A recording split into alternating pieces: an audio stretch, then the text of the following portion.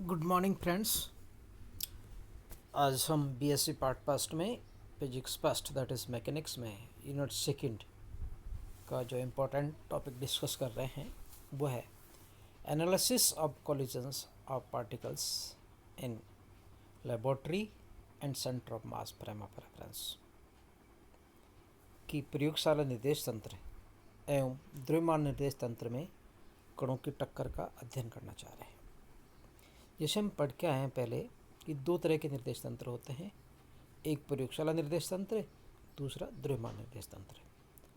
तो कुछ प्रकार के जो टक्कर है वो प्रयोगशाला निर्देश तंत्र में आसानी से सॉल्व की जा सकती है और कुछ विशेष प्रकार के जो निर्देश तंत्र में जिसमें द्रव्यमान की जरूरत पड़ती है, द्रव्यमान सेंटर ऑफ मास की जरूरत पड़ती है, वो हम द्रव्यमान निर्देश तंत्र में एनालिसिस करते हैं।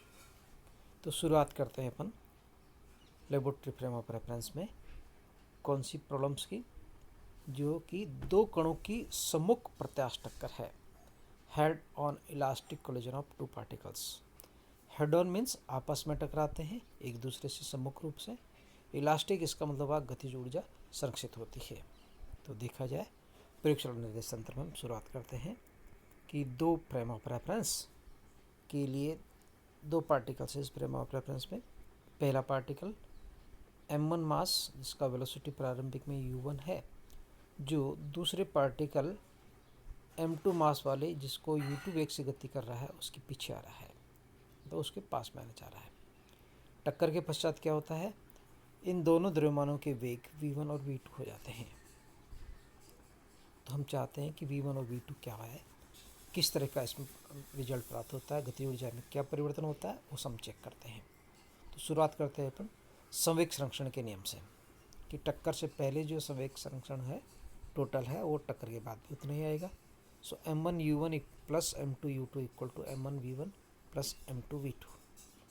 इसी प्रकार क्योंकि प्रत्यास्थ टक्कर है इसलिए गति ऊर्जा संरक्षित रहती है। सो टक्कर के पहले कुल गति ऊर्जा half m1u1 square plus 1/2 m2u2 square equal to 1/2 m1v1 square plus 1/2 m2v2 square, यानी जो टक्कर के बाद गतिज ऊर्जा है। दोनों को रीअरेंज किया जाए एंड v1 v2 निकालते हैं। इक्वेशन फर्स्ट है m1 कॉमन ले लेते हैं तो u1 माइनस v1 आ जाता है, और m2 कॉमन लेते हैं राइट हैंड साइड में तो v2 माइनस u2 हो जाता है। इसी तरह से काइनेटिक एनर्जी में रीअरेंज करें m1 के प्रोडक्ट एक साथ। So m1 u1 square minus v1 square equal to m2 v2 square minus u2 square. Divide करते हैं थर्ड बी में थर्ड ए का, तो जो मिलता है रिजल्ट वो आता है u1 plus v1 equal to v2 plus u2। Rearrange किया जाए u2 minus u1 equal to minus of the v2 minus v1। इस फॉर्मूले को न्यूटन का टक्कर नियम कहते हैं। This is the law of collisions of the Newton's. क्या है इसका वो चेक करते हैं, लैंग्वेज के रूप में देखें। u2 माइनस v1 क्या है, ये है टक्कर से पहले के आपेक्षिक कण है दूसरे के सापेक्ष पहले का,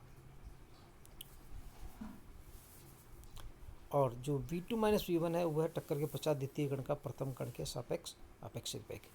means distance that is the relative velocity of the approach of equal and opposite of the relative velocity of the away frequency और सेपरेशन। कि पास आने का जो अपेक्षिक वेग है वो माइनस ऑफ द दूर होने के जो वेग के अपेक्षित वेग के बराबर एवं विपरीत होता है। इसको हम न्यूटन के टक्कर का नियम कहते हैं। So the relative velocity of the approach equal to and opposite of the relative velocity of the separation. Now we want to calculate the velocities after the collision. Sir टक्कर के पश्चात वेग की गणना करते हैं। इक्वेशन फोर्थ से देखें तो v2 मिलता है, v2 equal to v1 plus u1 minus u2। Substitute करते हैं तो हमें मिलता है संवेग संरक्षण में m1 u1 plus m2 u2 equal to m1 v1 plus m2 multiplied by the v1 plus u1 minus u2। दो टर्म्स है जो बराबर है, m2u2 एक प्लस की लेफ्ट हैंड साइड में माइनस की इसमें, तो हम दोनों को रीअरेंज करते हैं और हमें निकालना है v1। सो रीअरेंज करने पे जो रिजल्ट आता है वो आता है v1 equal to twice m2u2 divided by m1 plus m2 plus m1 minus m2 divided by m1 plus m2 multiplied by u1। इसी प्रकार यदि V2 लिखें हम पर तो वो मिलता है हमें twice m1 u1 divide by m1 plus m2 minus m1 multiplied by the u2 divided by m1 plus m2। टक्कर के पूर्व गति ऊर्जा देखें अपन तो KI पर initial kinetic energy initial 1/2 m1 u1 square plus 1/2 m2 u2 square. टक्कर के पश्चात कुल गतिज ऊर्जा KF equal to 1/2 m1 v1 square plus 1/2 m2 v2 square. So दोनों का रेशो कर दिया जाए KF बाय द KI। देखिए क्योंकि हमारी काइनेटिक एनर्जी संरक्षित रहती है इस केस में, प्रत्यास्थ टक्कर है, इलास्टिक कोलिजन्स है, इसलिए इन दोनों के मान बराबर होता है। This is the one. So there is no equal energy is transferred, means टक्कर के पहले जो कुल ऊर्जा आती है वो टक्कर के बाद भी उतनी होती है। अब इसके कुछ स्पेशल केसेस कि जब दोनों कणों का द्रव्यमान समान हो, m1 इक्वल टू m2 हो। So we can write in this case v1 equal to twice m by the twice m u2 plus the m1 minus m into something, so it is second term is 0, v1 equal to u2 and v2 equal to u1। क्या कहता है ये, क्या conclusion है इसका कि दो कणों के जो समान द्रव्यमान है इनके बीच में प्रत्यास्थ टक्कर होती है तो इनके जो वेग है वो म्यूचुअली इंटरचेंज हो जाती है, एक्सचेंज हो जाते हैं। देखिए कैसे कि पहले कण का जो वेग टक्कर के पहले u1 था, टक्कर के बाद कितना हो गया v1 बराबर u2 हो गया, मतलब दूसरे कण का वेग ग्रहण कर लिया इसने। और जो पहला कण दूसरा कण जो u2 वेग से चल रहा था वो टक्कर के बाद में चेंज हो जाता है, v2 इक्वल टू हो जाता है, v1 इक्वल टू u2 हो जाता है, मीन्स आपस में एक दूसरे बदल जाते हैं। दो समान द्रव्यमान वाले कणों का प्रत्यास्थ टक्कर के पश्चात वेग परस्पर बदल जाते हैं on the perfectly head on elastic collisions the two equal masses particles the velocity is exchanged।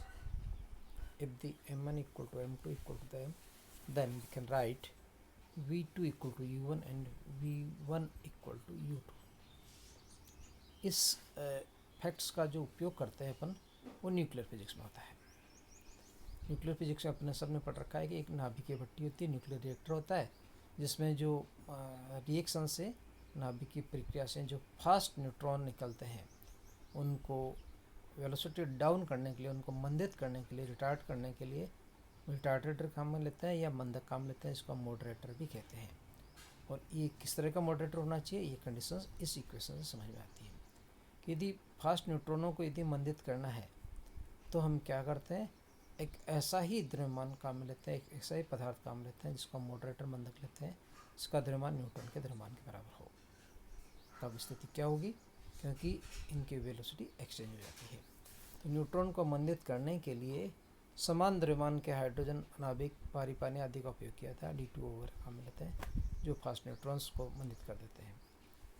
Means velocity कम करने के लिए यह आसान तरीका है। यदि एक स्पेशल केस इसका भी, यदि टक्कर के पूर्व द्वितीय कण स्तर हो, विराम अवस्था में हो, रेस्ट पोजिशन पे हो, मीन्स u2 इक्वल टू 0 हो, तब क्या आएगा v2 equal to twice m1 divided by m1 plus m2 multiplied by the u1 and the v1 equal to m1 minus m2 divided by m1 plus m2 multiplied by the u1। So the ratio of the kinetic energy that is transferred to the second particle, कि पहले से दूसरे में कितनी kinetic energy transfer हो गई, हम लिख सकते हैं 1/2 m2 u v2 square divided by the 1/2 m1 u1 square. v2 की वैल्यू सब्स्टिट्यूट कर दिया जाए तो जो मिलता है वो आता है 4m2 by the m1 divided by the m1 divide by whole divided by the 1 plus m2 by the m1 का स्क्वायर। और यदि दोनों के कण द्रव्यमान समान हो, m1 इक्वल टू m2 हो, तो v1 हो गया 0 और v2 इक्वल टू u1 हो गया। इस तंत्र ऊर्जा का भाग भी 1 हो जाता है।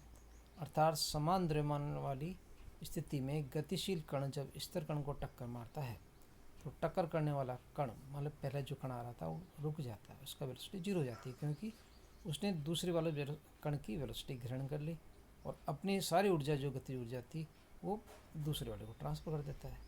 मीन्स पहला जो था वो सारी ऊर्जा दूसरे को दे के खुद रुक जाता है और अपना वेग दूसरे को देता है।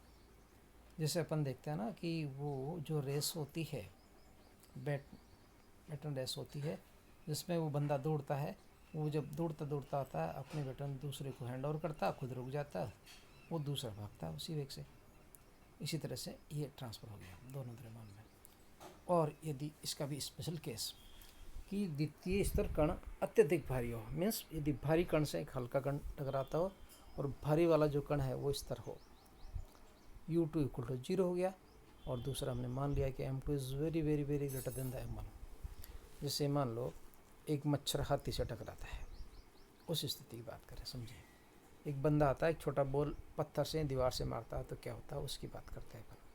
छोटा बच्चा या हम कोई भी एक बॉल दीवार से मारते हैं तो क्या होता है कि जो दीवार तो वहीं की वहीं रहती है, कुछ नहीं होता, परंतु जो आपकी बॉल है वो वापस लौट के आ जाती है उतने वेग से, यदि इलास्टिक कोलिजन्स हो। तो कैसे प्रूफ होता है ये देखिए, V2 इक्वल टू होता है twice M1 divided by M1 plus M2 U1। क्योंकि इस बार M2 बहुत भारी है, सो we can say V2 is nearly equal to the 0 हो जाता है। और जो V1 है वो चेक कीजिए, देखिए M1 minus M2 divide by M1 plus M2 into the U1। क्योंकि इस बार M2 भारी है, M1 को हम नेगलेक्ट कर देते हैं, तो minus M2 by the M2 into the U1 minus U आ जाता है। मीन्स अर्थात हल्का कण भारी व स्तर हेवी स्टेबल कण से टकराने के पश्चात पुनः प्रारंभिक वेग से परंतु विपरीत दिशा में आ जाता है। जिस प्रकार एक फिगर से समझाया अपन ने, एक बड़ा कण था M2, U2 वेग इसका 0 था, छोटा वाला बारीक कण, छोटा सा पतला सा कण आया M1, U1 वेग से वापस लौट के जाता है उतने वेग से जितने वेग से गया था। एक अखाड़े में बहुत भारी पहलवान हो, एक छोटा सा बंदा जाता है लड़के वापस आ जाता है लौट के, उसका कुछ नहीं होता, मोटे वाले का पहलवान का। सेम यही कंडीशंस यहाँ आती है। इसका उल्टा देखते हैं लास्ट कंडीशंस में, यदि भारी कण स्तर व हल्के कण से टकराता हो, इस बार आने वाला जो पार्टिकल है वो बहुत भारी है और जो जिससे टकरा रहा है जो रेस्ट पे वो बहुत हल्का है। तो क्या होता है इस स्थिति, ये देखिए फिगर में, M2 is very small and this is the velocity is 0 and M1 have the velocity U1. So after the collisions what happens we can calculate easily. V2 देखिए हमने कैलकुलेट किया twice M1 divided by M1 plus M2 into the U1. So this is nearly, क्योंकि M1 बहुत ज़्यादा है, so we can write this is twice U1। और V1 जो है वो U1 के बराबर रहता है। अर्थात जब कोई भारी कण इस तरह हल्के कण से टक्कर करता है तो भारी कण बिना प्रभावित हुए अपने पूर्व वेग के अनुसार गतिशील रहता है, परंतु हल्का विस्तर कण उतने दुगने वेग से भागने लग जाता है। एक भारी कण है बहुत तेज़ी से आता है तो वो तो उसके तो कोई फर्क नहीं पड़ता किससे टकराए, परंतु जो बीच के रास्ते में हल्के कण आते हैं वो दुगने वेग से डरते हैं। एक बड़ा हाथी आता है जंगल में चलता है तो जो छोटे छोटे जीव जंतु होते हैं वो दुगने वेग से भागते हैं कि ये तो, और हाथी का कोई फर्क नहीं पड़ता। Same conditions in example of the conditions 4। So this is all about for today. Thank you very much.